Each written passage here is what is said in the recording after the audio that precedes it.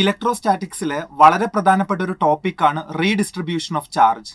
ഇവിടെ ഒരു 3-4 ഇക്വേഷൻസ് വരുന്നുണ്ട്. പല തവണ നീറ്റിന് ഇത് എക്സാമിന് വന്നിട്ടുണ്ട്.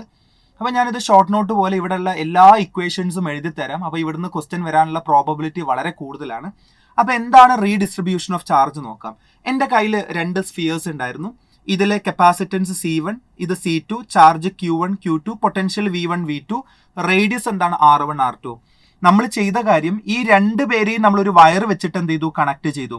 അങ്ങനെ വയർ വെച്ച് കണക്ട് ചെയ്ത് കഴിഞ്ഞാൽ ഹയർ പൊട്ടൻഷ്യലിൽ നിന്ന് ലോവർ പൊട്ടൻഷ്യലിലേക്ക് അവരുടെ ചാർജ് എന്ത് ചെയ്യും, ഒഴുകും. കുറച്ച് കഴിയുമ്പോൾ 2 പേർക്കും എന്തായിട്ട് മാറും, ഒരേ പൊട്ടൻഷ്യൽ ആയിട്ട് മാറും.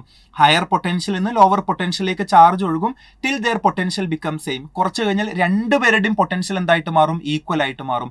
അപ്പൊ പൊട്ടൻഷ്യൽ സെയിം ആയി അല്ലെ. പിന്നീട് ഇയാളുടെ പൊട്ടൻഷ്യൽ V1, V2 ആയിട്ട് മാറി. ആ സമയത്ത് അവരുടെ ചാർജ് മാറും. അപ്പൊ ആദ്യം നമുക്ക് പഠിക്കേണ്ടത് എന്താണ്, ഇവരുടെ കോമൺ പൊട്ടൻഷ്യലാണ്. കാരണം 2 പേരുടെയും പൊട്ടൻഷ്യൽ സെയിം ആയിട്ട് മാറിയില്ലേ. അപ്പൊ 2 പേർക്കും ഒരേ പൊട്ടൻഷ്യൽ അല്ലേ, അതിനെയാണ് നമ്മൾ കോമൺ പൊട്ടൻഷ്യൽ എന്ന് പറയാറ്. അതിന്റെ പ്രോബ്ലം എക്സാമിന് ചോദിക്കാറുണ്ട്. ഫോർമുല എല്ലാവരും നോട്ട് ചെയ്ത് വെച്ചേക്ക്. എന്താണ്, C1 V1 plus C2 V2 divided by എന്താണ്, C1 plus C2. This is a formula for common potential.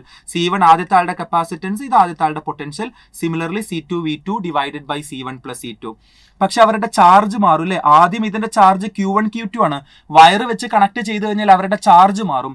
ആദ്യത്തെ ആളുടെ പുതിയ ചാർജ് കണ്ടുപിടിക്കാനുള്ള formula Q1 plus Q2 divided by R1 plus R2 into R1. ഇത് ഓർത്തു വെക്കാനുള്ള ഒരു ട്രിക്ക് എന്താണെന്നറിയോ, total charge by total radius അല്ലെ. Q1 ആണ് വേണ്ടതെങ്കിൽ നിങ്ങൾ R1 കൊണ്ട് മൾട്ടിപ്ലൈ ചെയ്യുക. ഇനി രണ്ടാമത്തെ ആളുടെ പുതിയ ചാർജ് ആണ് വേണ്ടതെങ്കിലോ total charge by total radius into ഇത് Q2 ആയതുകൊണ്ട് R2 കൊണ്ട് മൾട്ടിപ്ലൈ ചെയ്യുക. And the final answer is, the equation is that 2 പേരും വയർ വെച്ച് കണക്ട് ചെയ്യുമ്പോൾ അവർക്ക് എനർജി ലോസ് ഉണ്ടാകും.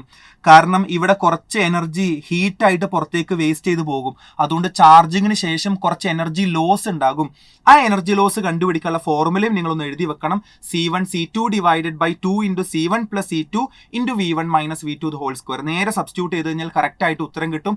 എല്ലാം വളരെ ഇമ്പോർട്ടന്റ് ആയിട്ടുള്ള ഫോർമുലയാണ്. C1 C2 മീൻസ് അവരുടെ കപ്പാസിറ്റൻസ് ആണ്.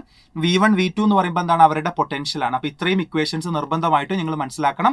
അപ്പോൾ കൃത്യമായിട്ട് ഇതേപോലെ ഇലക്ട്രോസ്റ്റാറ്റിക്സിലേക്ക് എല്ലാ ഇക്വേഷൻസും പഠിക്കുക. All the best.